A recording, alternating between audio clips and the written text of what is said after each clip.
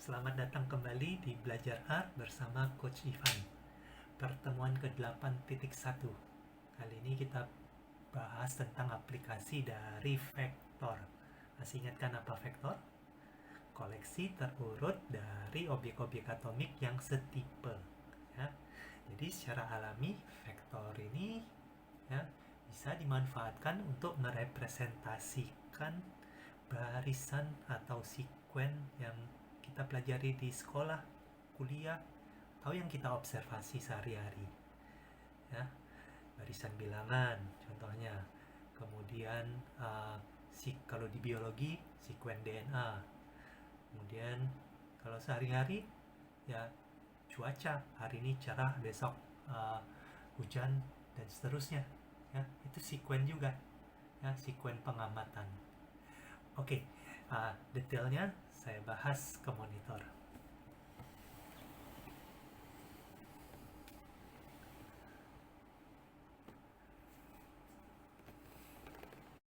Nah, di slide pertama ini saya tampilkan barisan atau sekuen bilangan ya. Jadi barisan bilangan. Nah, sebenarnya apa sih barisan bilangan? Ya, barisan bilangan ya simple aja. Jadi itu pemetaan posisi 1, posisi 2, posisi ketiga, keempat, kelima, dan seterusnya ke suatu bilangan ya. Ya, yang mempunyai pola tertentu biasanya ya. Jadi yang kita udah kenal itu ya, ada barisan bilangan asli. Ya, bilangan yang muncul di sini itu sama dengan bilangan posisinya. Jadi angka 1 ya di sini posisi 1, angka 2 posisi 2, angka 3 di posisi ketiga dan seterusnya. Jadi kalau barisan seperti ini kita sebutnya barisan bilangan asli ya, atau istilah lainnya apa? Bilangan bulat positif. Oke. Nah, selain barisan bilangan seperti ini ya, ada juga barisan bilangan genap 2, 4, 6, 8, 10, 12 dan seterusnya. Bilangan ganjil 1, 3, 5, 7 dan seterusnya. Nah, ini barisan bilangan ini bisa kita nyatakan dalam bentuk fungsi dalam bentuk persamaan matematis ya, kayak bilangan asli UN sama dengan N ya. Jadi U ke 1 sama dengan 1, U kedua sama dengan 2 ya, dan seterusnya. Kalau yang bilangan genap adalah UN sama dengan 2N. Jadi U ke 1 sama dengan 2 kali 1, 2. U kedua 2 kali 2 sama dengan 4. U ketiga 2 kali 3, 6 dan seterusnya. Ya, sementara bilangan ganjil persamaan matematisnya adalah UN sama dengan 2N minus 1. Bisa seperti ini. Ya, kalau jadi U1 sama dengan 2 kali 1 kurang 1, hasilnya 1. Ya, jadi ini posisi satunya 1. U2, jadi barisan di posisi kedua berapa? 2 kali 2 kurang 1, hasilnya 3. Posisi ketiga 2 kali 3 kurang 1 dan hasilnya 5 dan seterusnya. Oke. Selanjutnya kita bisa buat barisan bilangan kelipatan tertentu, 5 misalnya. Jadi persamaannya UN sama dengan 5N. Ya, jadi hasilnya 5, 10 ya. 5 kali 2 kan. Kemudian 5 kali 3 15, 5 kali 4 20 dan seterusnya. Kemudian bisa bikin barisan yang lebih rumit ya. Contohnya barisan bilangan kuadrat. UN sama dengan N kuadrat. 1, 2 kuadrat 4, 3 kuadrat 9, 4 kuadrat 16 dan seterusnya. Barisan geometrik ya. Ya, jadi eksponensial atau istilah lainnya. Jadi UN sama dengan ya, basis dipangkatkan ya. Jadi basisnya 2 dipangkatkan di sini N-1. Ya, jadi UN-nya contoh yang dikasih 2 pangkat N-1. Ya udah, hitung di posisi ke-1, ganti N-nya dengan 1, 2 pangkat 0, 1. Kemudian di posisi kedua, 2 pangkat 2 kurang 1, 2. Ya. Posisi ketiga, 2 pangkat 3 kurang 1, 2, 2 pangkat 2, 4, dan seterusnya. Ya, kalau mau gampangnya tinggal berikutnya 4 dikalikan 2, 8. Berikutnya lagi 8 kalikan 2, 16, dan seterusnya. Ini barisan geometrik atau eksponensial. Kemudian ada barisan harmonik, pecahan dia. Jadi contohnya UN sama dengan 1 per N. Ya. Jadi barisannya adalah 1, 1 per 2 atau setengah, kemudian 1/3, 1/4, dan seterusnya. Nah, ini yang mungkin nggak pernah dengar, ya, barisan Euler. Bacanya Euler. Ya, tulisnya UN sama dengan 1 ditambah 1 per N dalam kurung pangkat N. Hasilnya 2. Kalau kita ganti 1 kan 1 tambah 1 per 1, 2 hasilnya. Pangkatkan 1, 2. Ya. Kemudian kalau 2, 1 ditambah setengah. 1/2 dipangkatkan 2. Nah, kalau yang hitungnya cepat tahu 2,25. Nah, kalau berikutnya udah susah hitungnya pakai kalkulator, ya, dapat 2,441, 2,613, dan seterusnya. Dan ini nanti ternyata nilainya naik terus tapi mencapai suatu bilangan tertentu. Nah, bilangan tertentunya itu yang pernah saya sebut sebelumnya, bilangan logaritma natural atau bilangan Euler.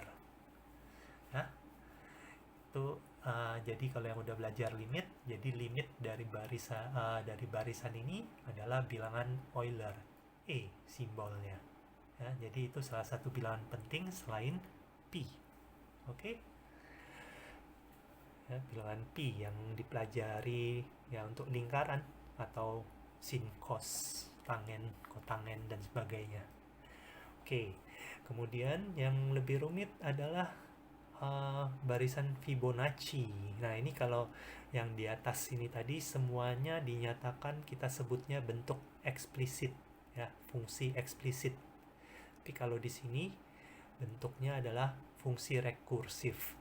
Yang saya kasih contoh tadi, kayak ngitung 8 di sini adalah dengan 4 kali 2, itu sebenarnya kemudian 16 itu 8 kali 2. Nah, itu sebenarnya adalah proses rekursif, ya. Rekursif itu ya proses yang berulang-ulang, diulang, ya.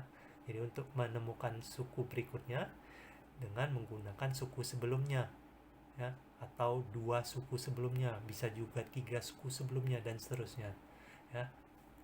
Oke, kalau di sini barisan yang sangat terkenal adalah barisan Fibonacci, ya. Jadi untuk menghitung suku berikutnya kita harus tahu 2 suku sebelumnya. Jadi 1, kalau diberikan 2 suku pertamanya 1, maka suku ketiganya adalah penjumlahan dari 1 tambah 1, hasilnya 2. Posisi keempat penjumlahan dari posisi ketiga ditambah posisi kedua, hasilnya 1 tambah 2, 3. Ya, posisi kelima 3 tambah 2, ya hasilnya 5 juga. Posisi ke-6 adalah 5 tambah 3, hasilnya 8, dan seterusnya. Oke, itu barisan bilangan matematika. Nah, kalau yang udah belajar barisan Fibonacci dan belajar kalkulus mungkin tahu fungsi rekursif untuk Fibonacci ini bisa kita nyatakan secara eksplisit juga. Jadi ada bentuk eksplisitnya. Nanti mudah-mudahan saya ingat, saya bisa ketikkan. Nah, sekali lagi, sekuen atau barisan itu kita hadapi juga dalam kehidupan sehari-hari, ya. Banyak contohnya. Jadi yang pertama yang saya tampilkan adalah sekuen dari pergerakan indeks harga saham gabungan atau IHSG. Yang suka investasi, ya, main saham pasti tahu apa IHSG. Jadi angka-angka ini menunjukkan seberapa baik keadaan ekonomi, ya, ekonomi yang ada di Indonesia, ya. Jadi ini catatannya yang saya tampilkan dari tanggal 31 Desember 2019 sampai tanggal 15 Mei 2020, ya. Jadi awalnya bergerak di sekitar 6.283, kemudian 6.000 masih konstan, ini hari libur ya. Kemudian tuh naik ya, naik sedikit 50 ke 6.323, stabil lagi, ini hari libur lagi mungkin ya. Kemudian turun 6.257, naik lagi sedikit, turun, dan seterusnya. Nah, yang perlu dilihat ya, awalnya 6.000-an ya, setelah beberapa bulan, 5 bulan ya, 4 bulanan, 4,5 bulan itu menjadi 4.500, turunnya drastis ya, 25%. Jadi keadaan ekonomi kita dikarenakan adanya pandemi COVID-19 ya, jadi ekonomi menurun sebesar 25%. Besar banget itu. Oke, nah sementara Jumper ini di barisan bilangan berikutnya yang saya tampilkan adalah data jumlah kasus COVID yang berkembang tiap hari sejak awal wabah. Sejak awal wabah ya, sementara belum masuk ke Indonesia, kan awalnya di Cina beberapa bulan, 2 bulan. Dalam 2 bulan pertama masih belum ada kasus di Indonesia ya, sejak outbreak di China. Kemudian tapi muncul terdata di Indonesia tanggal 2 Maret ada 2 pasien yang positif corona. Kemudian hari berikutnya tidak terdata, kemudian ada lagi tambah 2, 0, nggak ada lagi, dan seterusnya naik terus ya, dari berjumlah 1 digit, cuma 1 digit, naik jadi 2 digit, 13, 15, oh sempat tidak ada lagi ya, mungkin hari libur itu. Kemudian naik 2 digitnya lebih tinggi lagi, 82, kemudian 141, 3 digit, turun 2 digit, dan seterusnya ya. Jadi ini kasusnya sementara sampai sekarang masih terus naik, dan ya mungkin sangat sulit dikatakan sampai bulan berapa ini baru beres ya. Jadi kalau totalnya ya, seingat saya udah mencapai 15 ribuan ini ya, 15 ribuan kasus totalnya, total dari angka-angka ini. Oke, nah kemudian ini DNA yang udah pernah saya tampilkan juga. Jadi DNA ya barisan, sekali lagi barisan atau sekuen nggak cuma bilangan, tapi juga kita bisa barisan atau sekuen dari huruf ya. Kalau ini DNA virus ada 4 huruf saja, ATCG, dan itu ya berulang-ulang ya, unit ulangannya ATCG, dari A, T, T, A, G, G, T, T, T, T, T, A, T, T, dan seterusnya. Nah, kalau di slide pertama tadi kita lihat barisan bilangan yang punya fungsi tertentu ya, dan itu ya barisan yang teratur sekali ya, polanya kelihatan jelas. Tapi kalau di slide kedua yang tentang data pandemi tadi ya, polanya masih kelihatan ya, kayak IHSG dia trennya turun, sedangkan jumlah kasus naik ya, trennya naik. Itu polanya keteraturannya jauh berkurang kan. Nah, sekarang yang di slide ketiga ini kita berbicara barisan atau sekuen yang polanya udah acak. Jadi contoh sekuen atau barisan acak ini ya, yang pertama ya, kalau pernah ke kasino ya, ada permainan roulette itu melempar dadu ya, tebak angka berapa yang muncul ya. Nah, itu bisa barisan yang muncul adalah 5, 2, 3, 1, 5, 1, 6, dan seterusnya ya. Kalau yang bisa kita lakukan di rumah ya, melempar koin ya, bisa muncul gambar, angka, gambar, angka, dan seterusnya. Kalau sedang berolahraga, olahraga basket itu melakukan lemparan bebas.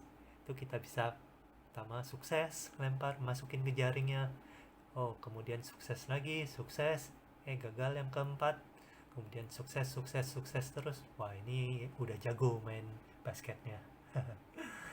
Oke, jadi itu contoh-contoh dari sekuen atau barisan acak. Nah, pengertian acak ini sebenarnya itu pengertian yang sangat filosofik, dan kalau nanti mungkin kedepannya nanti saya akan bikin video khusus tentang pembahasan apa itu acak. Nah, saya sudah selesai dengan pengantar. Sekarang kita masuk ke software R, belajar bagaimana membuat barisan bilangan atau barisan pengamatan tadi ya, sekuen-sekuen pengamatan tadi. Oke, ke software R. Jadi untuk yang bagian pertama ya, membuat barisan-barisan bilangan di slide pertama tadi itu sebenarnya sangat gampang ya di R. Jadi ingat, barisan bilangan itu kan pemetaan dari posisi ya 1 2 3 4 5 ke bilangan tertentu ya. Jadi kita buat barisan posisinya dulu saja ya kalau untuk yang fungsinya eksplisit. Oke, supaya konsisten dengan slide pertama tadi, kita gunakan variabel n ya. Jadi kita sematkan untuk membuat barisan 1 2 3 4 5 dan seterusnya di R gimana? Pakai tanda titik 2 ya. Jadi 1.2 ya, mulainya dari 1 sampai ke berapa maunya ya, misalnya sampai 10 gitu ya. Jadi kita punya barisan posisi 1 2 3 sampai 10 ya. Kalau mau sampai 100 bisa ya, tapi ini sederhananya aja sampai 10. Oke, nah jadi kalau mau buat barisan bilangan genap misalnya ya, itu tinggal 2 bintang n, dapat barisan bilangan genap. Kalau mau barisan bilangan ganjil, tinggal kurangin 1 barisan genapnya ya. Oke, 2 bintang n kurang 1. Kemudian barisan bilangan apa lagi? Kelipatan 5. Kelipatan 5 ya 5n saja tulis, kita dapat barisannya. Kemudian barisan geometrik misalnya ya, 2 pangkat n-1 dapat ya 1 2 4 8 16 yang tadi. Kemudian barisan harmonik juga sama 1 per n. Nah, tapi di R kita nggak bisa menampilkannya dalam bentuk pecahan, langsung dihitung oleh R ke dalam bentuk desimal. Oke. Nah, kemudian apalagi barisan yang Euler gimana? 1 tambah 1 per n dipangkatkan dengan n ya. Nah, hasil yang saya dapat di sini beda dengan apa yang saya tampilin di slide pertama tadi ya.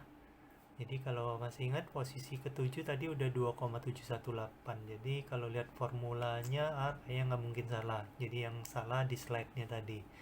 Nah, jadi saya bilang barisan ini harusnya menuju ke suatu bilangan Euler ya, tertentu yang stabil ya. Nanti kalau semakin besar n-nya di sini ya, dia ya kayak nggak berubah nilainya. Nah, berapa n-nya itu? Kita bisa cek ini, ubah barisannya. Misalnya n-nya sekarang 1 sampai berapa, misalnya mau sampai 1000 ya. Jadi kita panggil aja lagi yang sebelumnya. Ingat, dengan panah ke atas bisa panggil perintah sebelumnya. Oke, kita lihat hasilnya. Belum nyampe 2,718 ya. Kan tadi 2,718 something, mungkin jadi ubah lagi sampai 10.000 misalnya. Oke, kita lihat barisannya panjang banget. Nah, dan di sini kita lihat ya, angkanya di desimal 6 angka di belakang ini udah stabil angkanya ya. Ya, yang di belakangnya berubah-ubah juga terus masih ya, tapi secara keseluruhan ini yang kita sebut dia punya limit ya. Kalau yang udah belajar kalkulus, barisan yang n ini 1 tambah 1 per n di pangkat n ini dia punya limit ya. Limitnya adalah bilangan Euler. Oke, bersihkan layarnya dulu. Berikutnya saya tampilkan barisan Fibonacci dengan menggunakan formula eksplisit. Nah, tapi untuk itu saya kecilkan dulu n-nya karena saya takutnya nanti angkanya terlalu besar yang ditampilkan. Oke. Jadi n1 sampai 10 saja cukup. Dan barisan Fibonacci, oke, di Google saya lihat ini 1 tambah akar 5 per 2 pangkat n dikurang 1 akar dikurang akar 5 per 2 pangkat n lagi bagi akar 5 ya. Ini untuk menghitung DR perlu banyak kurung ya. Kita coba. Jadi nulisnya itu gimana? 1 tambah akar 5 itu 5 pangkat setengah ya, dibagi 2. Oke, ini dipangkatin dengan n dikurang dengan 1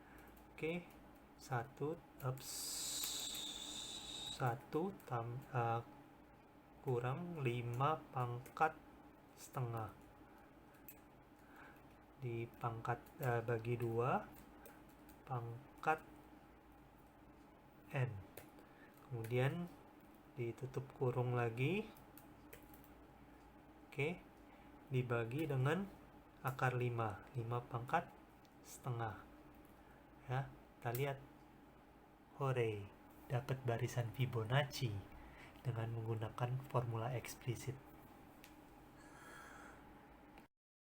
Untuk barisan atau sekuen data pengamatan terkait dengan pandemi yang saya tampilkan di slide kedua tadi, itu proses yang melatar belakangi munculnya angka-angka atau huruf-huruf DNA itu prosesnya kompleks.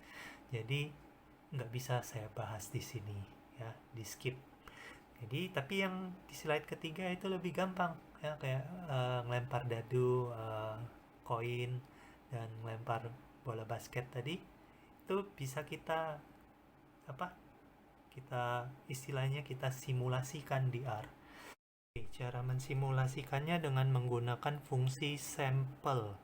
Jadi fungsi ini ada 3 komponen ya, yang perlu diinput. Yang pertama itu adalah kemungkinan objek-objek yang munculnya itu apa aja. Nah, kalau dalam lemparan dadu itu apa? Angka 1 sampai 6. Ya, bisa kita tulis 1.26 kan. Kemudian yang kedua adalah input keduanya ini adalah menyatakan berapa kali atau panjang sekuennya itu berapa panjang yang kita mau ya. Jadi misalnya 10. Oke. Nah, kemudian yang komponen ketiga ini adalah prosesnya ini ya. Objek-objek yang ditulis di sini 1 sampai 6 ini. Jadi kalau misalnya di lemparan pertama muncul angka 6, nah boleh apa enggak di lemparan keduanya muncul 6 lagi apa enggak. Nah, karena boleh itu artinya replace, kan itu artinya pengembalian ya, dikembalikan ya. Oke. Jadi angka 6 nya ya, kalau main dadu kan angka 6 nya bisa muncul lagi di lemparan kedua, bisa muncul lagi di lemparan ketiga, dan seterusnya. Jadi itu pengembalian. Dengan pengembalian berarti itu replace-nya sama dengan true. Oke. Jadi ini kita coba lihat. Nah, muncul angka-angka acak.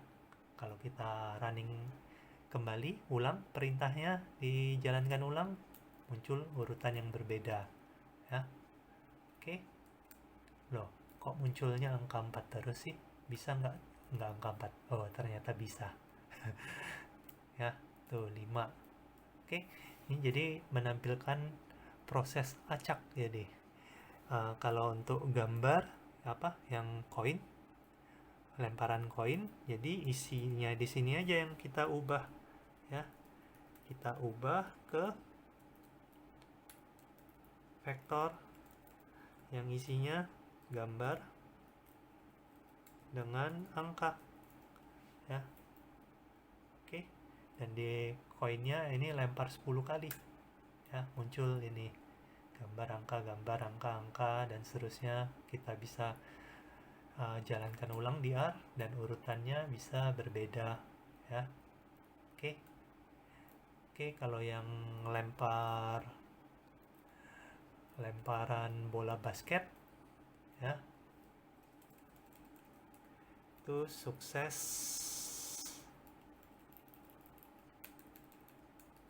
gagal ya.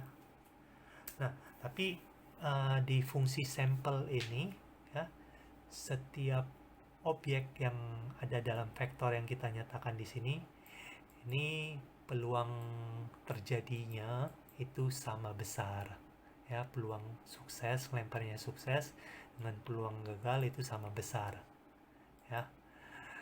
Peluang muncul gambar, muncul angka itu sama besar.